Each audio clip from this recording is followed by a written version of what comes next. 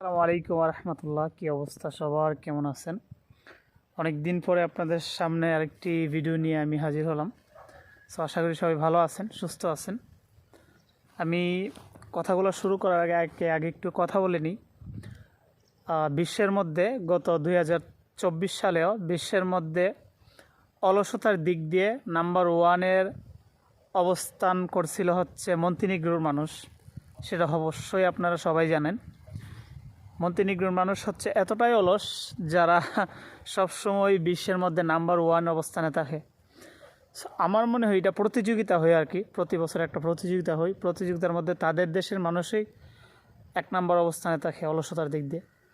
তবে আমার মনে হয় যদি বিশ্বের থেকে সব দেশের মানুষ থেকে একটা বাছাই পর্ব করা হইতো বা একটা করা হইতো, তদন্ত করা হইতো। সো দালালির দিক দিয়ে আর কি, বা বাটপাড়ির দিক দিয়ে আমাদের বাংলাদেশিরা 1 নাম্বার 2 নাম্বার 3 নাম্বার যতটা স্থান আছে সব দখল করে নিত। এতটাই বাটপার আর সিটার আমাদের বাংলাদেশিরা। সো যাই হোক, এখন আসি পয়েন্টে। ক্রোয়েশিয়া নিয়ে ইদানিং যত কথা আপনারা শুনছেন বা যত কিছু আপনারা শুনতেছেন ক্রোয়েশিয়া নিয়ে, যে ক্রোয়েশিয়া আসলে বন্ধ হয়ে গেছে বা বন্ধ হয়ে যাচ্ছে, সে বিষয় নিয়ে একটু কথা বলবো। আশা করি সময় থাকলে আপনাদের হাতে শুনবেন কথাগুলি।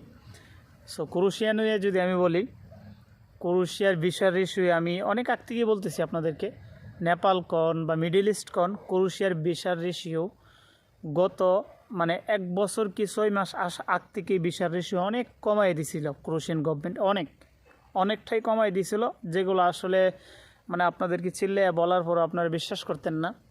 কিন্তু ইদানিং যখন একবারে ভিসা দিচ্ছে না বাংলাদেশিদেরকে, একবারে ভিসা দিচ্ছে না, তখন আপনাদের বিষয়টা বোধগম্য হয়েছে যে না, আসলে ক্রোয়েশিয়ার মধ্যে কিছু একটা হয়েছে। তো এই কারণটা কি? কিছু একটা হওয়ার পিছনের কারণটাই হচ্ছে আমরা বাংলাদেশিরা। তবে না, আমি তাদেরকে দোষারোপ করব না যারা আসলে ক্রোয়েশিয়া আসার পরে অন্যান্য দেশে চলে আসছে। তাদেরকে আমি বিন্দুমাত্র দোষ দিও না, কারণ তাদের কোনো দোষ নাই। সব দোষ হচ্ছে এই চোর বাটপার আর দালালদের। তাদের সব দোষ।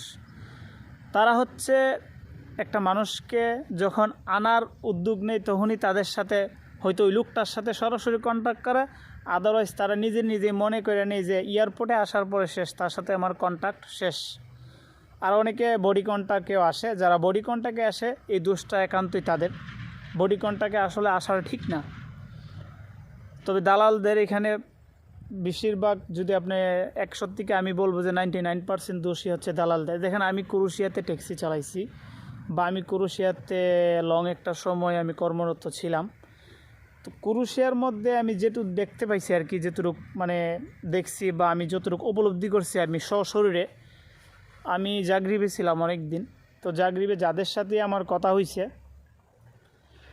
তাদেরকে জিজ্ঞেস করলাম যে ভাই কতদিন হয়েছে আছেন ক্রোয়েশিয়াতে। অনেকে বলছে যে ভাই আমার তো প্রায় 2 বছরের কাছাকাছি। অনেকে বলছে যে ভাই 1.5 বছর, 1 বছর, এরকম। অনেকে 6 মাস। তখন তাদেরকে আমি রিপিট প্রশ্ন করি যে এতদিন হয়ে গেছে ক্রোয়েশিয়ার দিকে, এখনও যাচ্ছেন না কেন? তখন তারা প্রতি উত্তরে বলতো যে ভাই এখানেই তো ভালো আছি, আলহামদুলিল্লাহ, ইনকাম ভালো, সব কিছু ভালো, অন্য কোথায় গিয়ে কি করব, অযথাই বেকার ঘুরতে হইব, এইটা সেইটা বলতো। তো দেখেন তাদের মেন্টালিটিটা, যারা আসলে আসে, আমরা যারা আসলে ভুক্তভোগী, আমাদের মেন্টালিটি কীরকম। আমরা যদি দেখেন, আমরা বাঙালি, আমরা যদি ক্রোয়েশিয়া আসার পরে ভালো একটা জব পেয়ে যাই বা ভালো কিছু পেয়ে যাই, তখন আমরা আসলে এখান থেকে নড়তে চাই না।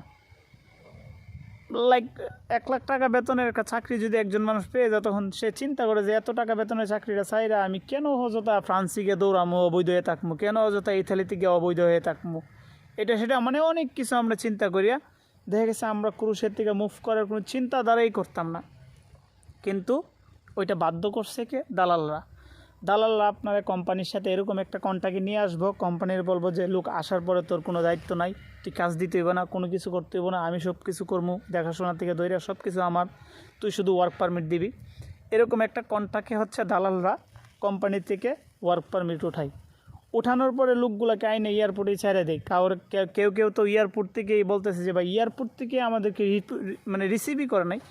আমি বর্তমানে ইতালিতে আছি। আমার গতকালকে একজন ভাইয়ের সাথে দেখা হয়েছে। ভাইয়ের বাড়ি হচ্ছে রাজশাহী না কোথায় জানি বলছিল, আমার সঠিক খেয়াল নাই। ওই ভাই এখানে এখন সেলাইয়ের কাজ করে, ইতালিতে আইসা গার্মেন্টস ফ্যাক্টরিতে কাজ করে, খুব ভালো টাকা বেতন পায়।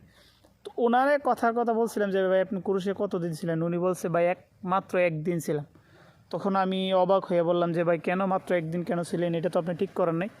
তখন উনি আমাকে প্রতি উত্তরে বলছিল যে ভাই আমি নতুন মানুষ, বাংলাদেশ থেকে আসছি, আমি কিচ্ছু চিনি না। আমি এয়ারপোর্টে ল্যান্ড করার পরে, ইমিগ্রেশন ক্রস করার পরে আমি আমার দালাল থেকে দৈরা কোম্পানি মানে এভরিথিং আমি কল দিছি। আমার যতটুকু চেষ্টার ছিল আমি সম্পূর্ণ আমার চেষ্টাটা করছি, কিন্তু কোনো কাজে আসে নাই, আমি থাকতে পারি নাই। তখন বাধ্য হয়ে আমার মানে দুঃসম্পর্কের রিলেটিভকে ধরে আমি ইতালিতে কোনো রকম আইসা আশ্রয় নিছে। আদারওয়াইজ আমি ক্রোয়েশিয়াতে কোনো কিছুই চিনতাম না। উনি আমাকে এই কথা বলছে। তো এখন একটু চিন্তা করেন যে দোষটা আসলে কার? দোষটা আসলে যারা ভুক্তভোগী তাদেরও না, দোষটা আসলে দালালের। সো দালাল হচ্ছে এমন একটা জিনিস, তারা আপনাকে আয়না লোভ লালসা দেখায়া সব কিছু দেখায়া আয়না ছাইড়া দিবে।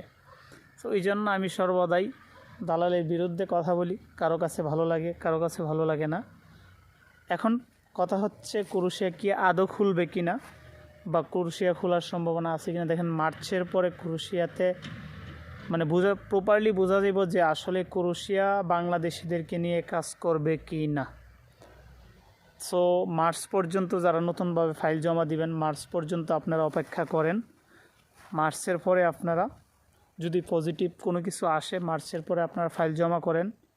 মার্চের আগে আপনারা ফাইল জমা দিবেন না। দালালের মিষ্টি মিষ্টি কথায়, দালালের যতটুকুই আপনারা বোঝাক, কোনো কথাই আপনারা বুঝবেন না, জমা দিবেন না। গতকালকেও আমার ফেসবুক পেজের মধ্যে একজন ভাই দুবাই থেকে কমেন্ট করছে যে ভাই আমরা 14 জন ফাইল জমা দিছি, 14 জনের মধ্যে 13 জনই রিজেক্ট, একজনকে শুধু ভিসা দিছে, 13 জনকে রিজেক্ট করে দিছে। বুঝতে পারেন ভিসার ইস্যুটা কোথায় গিয়ে দাঁড়াইছে। সো এই হচ্ছে কথা। ওয়ার্ক পারমিটও এখন হচ্ছে না, ফাইল জমা নিচ্ছে না কোম্পানিগুলো। থানার থেকে নাকি নতুনভাবে ফাইল জমা দিলে থানার থেকে রিপোর্ট দিয়ে বলতেছে যে তুই ফাইলটা উঠা, ফাইল জমা দিচ্ছিস কেন।